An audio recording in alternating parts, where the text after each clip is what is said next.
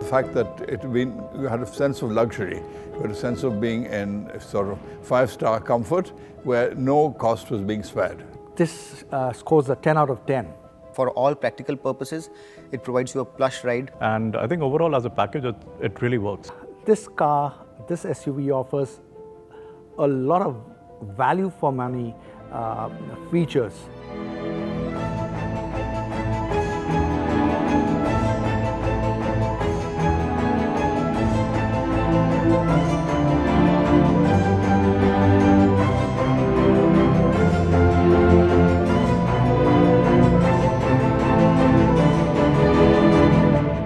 First impression you get is of a sophisticated vehicle. Best part is the variant classification is not very confusing, it's easy. I really like the shoulder line of Hyundai Alcazar, the small dent that comes in on the shoulder line. I think it adds a little bit of character to the side profile. Well, I do think the cascading grille on the new Alcazar is something that gets a lot of attention. People notice it in their rearview mirrors along with that Hyundai badge on that front grille. The way they have handled the increased wheelbase and the length very beautifully without disturbing the proportions of the car is something that I really appreciate.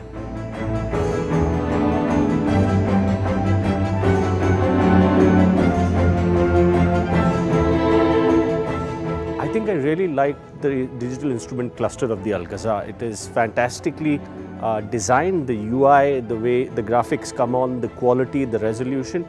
That's unique and nothing else in the segment has that, and I think that is a big discerning feature for the Alcazar. I think I really like the two-tone brown and black combination of the interiors of the Alcazar. It works well, it looks rich. For a person like me, I'm 5'10" and I'm a little bulky too, so the seat was quite comfortable. Even for the third row passenger, there are a couple of important things that are given, and even there is a control given to take care of your air con vents. So you don't need to ask your driver or the person sitting in the front to adjust the blower. Indeed, I think it's a great interior for what this price point is. One of the best in the market so far.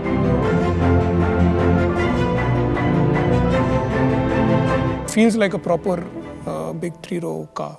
The feature that stood out for me is the BlueLink, the connectivity.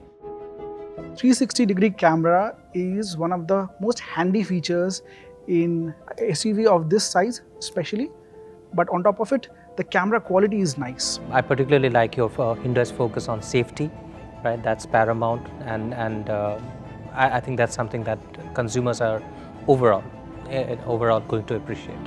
The one feature that I think is the benchmark for the industry is the blind spot cameras, which works when you show your indicator whether you're turning right or left. In the display screen on the cluster changes, so the tachometer changes to the right side view or the speedometer changes to the left side view. The car is loaded with features, especially the base variant also, it's loaded with features.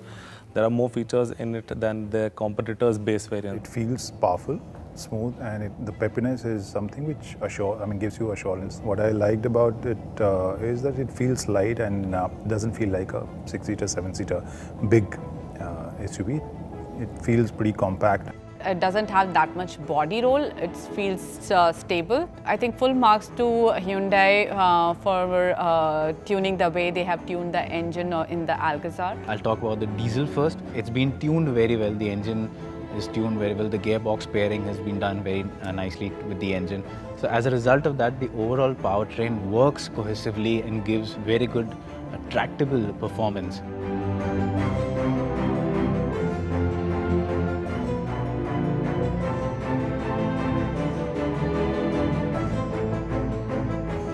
I'm glad that they've gone with a larger engine for this larger car. It suits it quite well because if you're carrying 7 people, you need the power to match.